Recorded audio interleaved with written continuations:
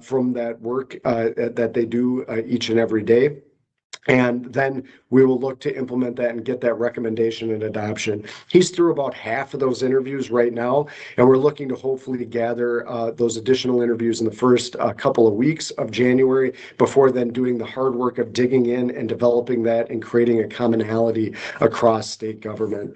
And so this work is ongoing and will continue to go ongoing. We've also looked at legislative proposals and other things that we've looked at. What this group will do, as has been discussed back and forth, is, these agencies that are working on inspector generals, I've found those inspector generals to take their work extremely seriously that are there. Not every agency has one. And look at any statewide OIG. There's one bill that's been passed out of the Senate, but we'll continue to work in anything that comes in there. This group will provide additional feedback to those bills and what a statewide inspector general would work, while preserving those agencies that have inspector generals, the real hard work that they've been engaged in every day. There's certainly a path that would work for something like that, if that is the will of everybody. The governor has said he supports that if it got to his desk. So this council isn't necessarily in the work of forming that up and framing it, but we'll provide a lot of input as those work from there. So that is an overview of that work. I'm going to stop sharing my slide deck now. Happy to answer any questions. I will just note again, just to kind of reiterate on the back end with this, and we have James Clark here, Inspector General at DHS, that's happy to answer some questions with that again. But really what the goal of this work and this council is to do is really look towards a prevention framework, and then look at some of these other areas. We are not an oversight in this council of the existing inspector generals, but part of what we're looking to do is create that commonality across the board, and also bring those inspector generals to work every day to help advise from there. So we're happy to take questions either from myself or James from anybody at this time. Thank you, Drew. Tom, you're first up. Thank you, Jen. Superintendent and Inspector General Clark, you've had some time to digest what the federal prosecutor said the other day about a speculation about $9 billion in fraud. As you've looked into that and reflected on that, do you think that that is possible? And is that one of the things that this unit will be trying to delve into? I will start and then I'll turn it over to James. In terms of, and I'll ask what we're delving into. That specific number in itself, I think DHS is, better to answer, that's working in that work every day. What I will tell you is that one of the things that is related to this that we will examine is that all state agencies are required by law now to report instances of suspected fraud that they have investigated to the BCA. That reporting is coming into us currently. That's over this past year, that they are working to fill out fairly high level, but we will have that information across the entire state enterprise. And so we are working in terms of answering that question to continue to better understand, for transparency reasons, not only with that particular instance, but across the enterprise for the fraud that's impacting us. I think that's a great step. I think Minnesotans deserve to understand when their programs are impacted. That's something that I think a lot of organizations are dealing with just today. I just had a conversation at the fitness club the other day. Somebody I know well that's in private industry from a large bank here in Minnesota that said they all are continuing to face significant fraud. So this issue isn't going away, not only for people that wish to defraud our state programs, but we're seeing it across the banking industry. We're seeing it in the insurance industry. And this is something that we collectively need to work across. But I'll let James answer on the more specifics to the question. Yeah, to answer your question, I can only speak for Medicaid, because that's what the Department of Human Services does. We administer the Medicaid program here in Minnesota, but nothing I've seen indicates the $1 billion of fraud or the $9 billion of fraud figures that have been cited. I've seen in the less than a year I've been here tens of millions of dollars of fraud right in our programs. So I think if we extrapolate, I could see potentially there being hundreds of millions of dollars of fraud in our programs if you stretch that out through several years. Fraud exists, and it does in all large programs, as Drew said, public and private, federal, state, and local. The figures I've seen from the federal government indicates that year after year, so each year over and over, the federal government loses about $500 billion, again, each and every year to fraud. But to answer your question, I just haven't seen any evidence or information to support the $9 billion figure that's been thrown around. What I will say is that various, arms of DHS, of our agency, are in communication with the federal government, our federal partners, CMS, right, on a daily and weekly basis. And no one at DHS has previously heard anything from our federal partners at CMS or otherwise, even remotely approaching the $9 billion figure. So again, I just haven't seen any evidence or information to support that figure. Do you think it was irresponsible of them to throw that number out there without any evidence to support it? And are you concerned as it gets repeated over and over, people are going to treat it as fact? I do have concerns that people will repeat that figure as fact. But again, I'm willing to partner with anyone that's serious about stopping fraud. I want to collaborate with law enforcement to catch criminals. I want to collaborate with our federal partners. That's why I think we're going to have a meeting coming up here soon, just to share information, right? If there's information or evidence out there to support these figures, I desperately want that information. $1 of fraud is too much. So if you have evidence or information that I can use to suspend payments to people that are potentially trying to defraud our programs, I want that information so that I can take appropriate action. Thank you. Next up, we'll go with Corin from Fox 9 and then Mary with, looks like Fargo Forum. Hey, y'all. Yeah. I'm curious what happens to this coordinating council if and when the legislature passes the independent office of the Inspector General. Does this coordinating council become moot, or does it work alongside that? How does that work? Thank you, Corin. Excellent question. So, with any executive order, they remain in place until they're revoked, or if there is something pulled back from the governor, or if there is something else that passed. So certainly the work that we've done so far, you certainly can see some merit of some formation of this working in coordination, or that independent inspector general may have something that looks like this. That's an advisory board and a way to bring everybody together. Right now, that's not in the bill that passed out of the Senate, but I'll tell you in just sharing this and whether or not, that changes up who the chair might be, such as the statewide inspector general, if it was to go that direction. There's a lot of work that I think is going to continue to be on. And what I mean by that is not only to create that consistency, learn from other state agencies, identifying trends and issues that are being seen to get everybody on the front page before something replicates in another state agency. But also, as I noted before, we do insurance fraud at the BCA across the enterprise. I just got back from a meeting a couple weeks ago, and the amount of ingenuity of the fraudsters and the way they are transitioning in insurance fraud as an example, we should expect the same thing in state government. And so a council like this, in whatever format it might take, certainly a lot of merit, because I think it's going to be an ongoing issue that state agencies are going to face, not only here in Minnesota, but across the country. But to answer specifically, it would be either revoked by the EO, or it's something the legislature could contemplate putting in some formation if they pass that, but it's not in the current bills that are in front of them right now.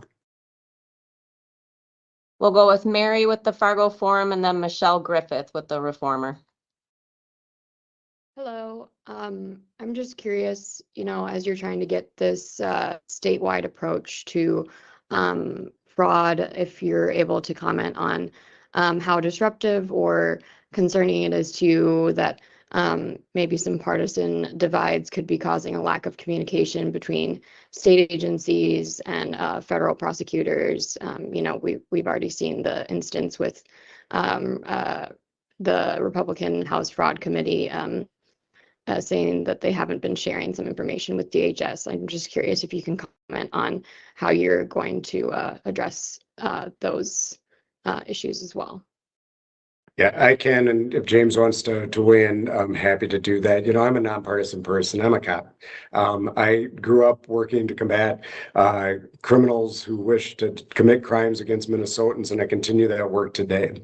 What I will tell you, and is that we stay out of the fray when it comes to that, and certainly in the BCA and what politics are there. What we do each and every day is wake up as an organization and figure out what we can do to work with everybody to combat, in this particular instance, fraud.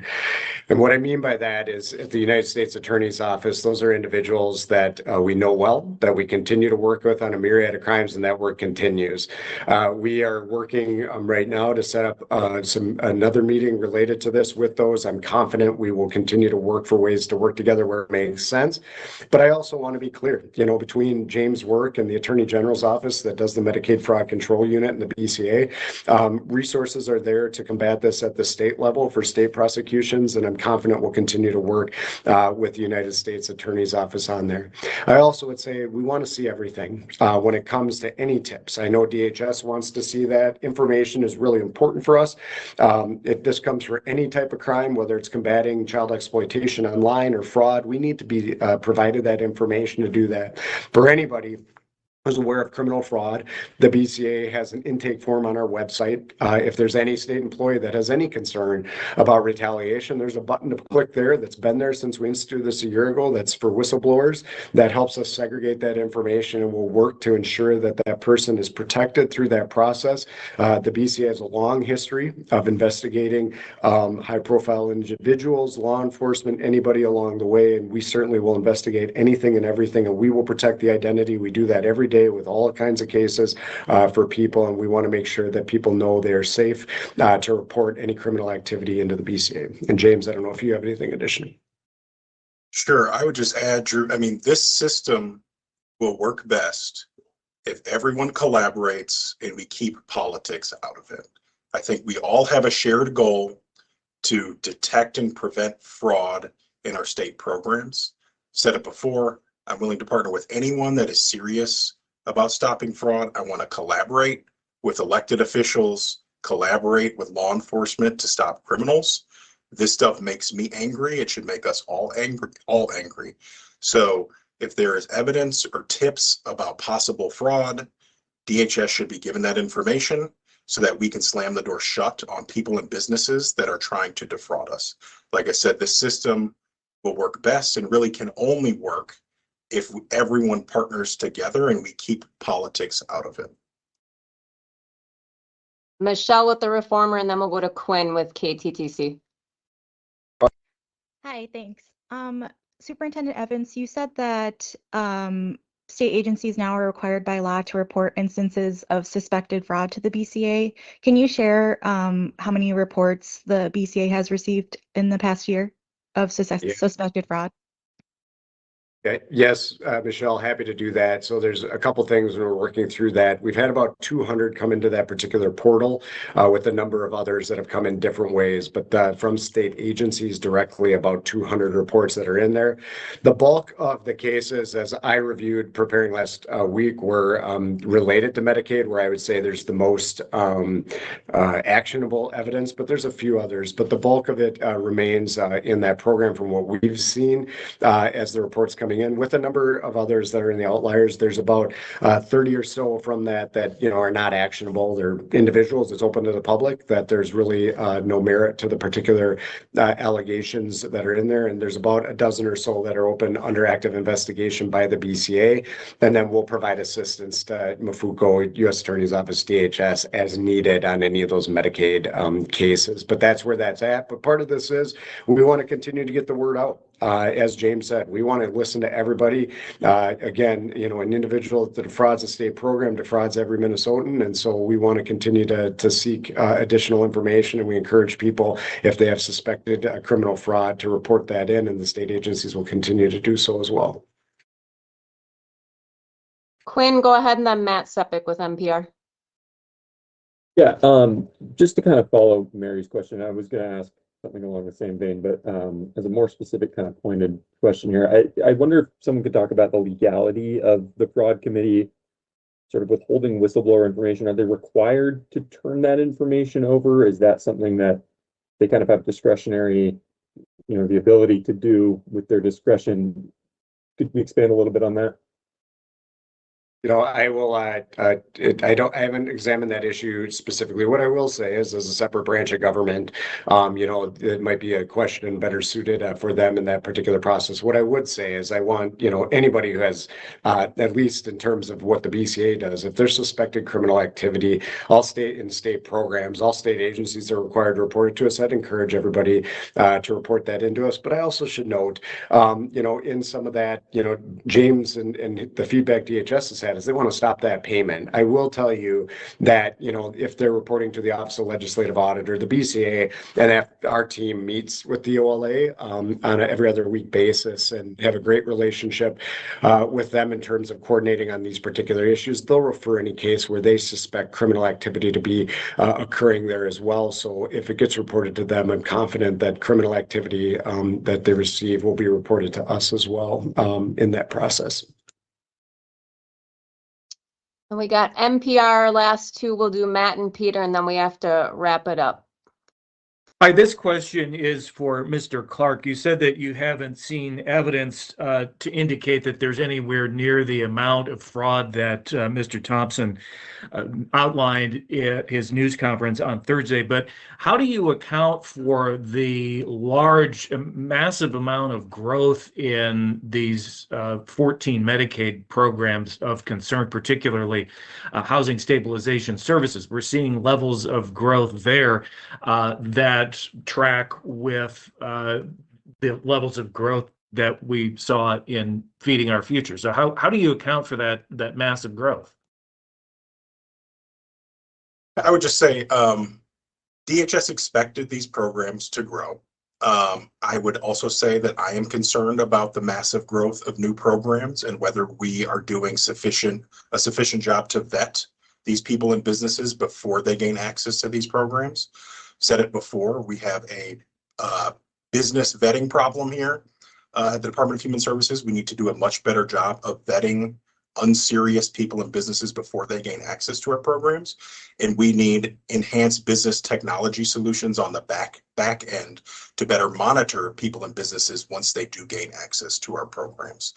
Said it before, the Department of Human Services oversees Medicaid funding in the state of $20 billion each year. Ideally, we would have the resources, again, technology resources that the private sector has to better monitor people and businesses in our programs. And we are stepping into that.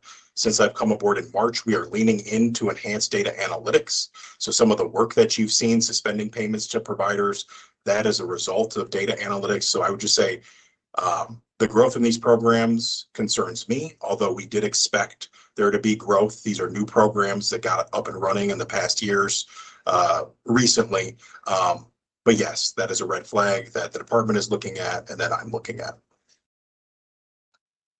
Peter, if you have a quick follow-up, we can take it. Otherwise, we have to cut it because we're at time. Okay. The fraud in Medicaid programs continued into this year, and that was kind of well after the full picture of the Feeding Our Future fraud was known. Why didn't DHS take a look at its program sooner?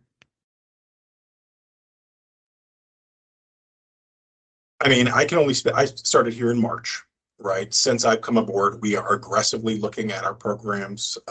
We are designating programs as high risk. We are engaging in enhanced site visits and background checks. We are disenrolling inactive businesses. We're contracting with a third-party vendor to audit billing and information for our high-risk programs. And we're also pausing licenses to make sure that some of these programs don't continue to grow at the pace that we've seen.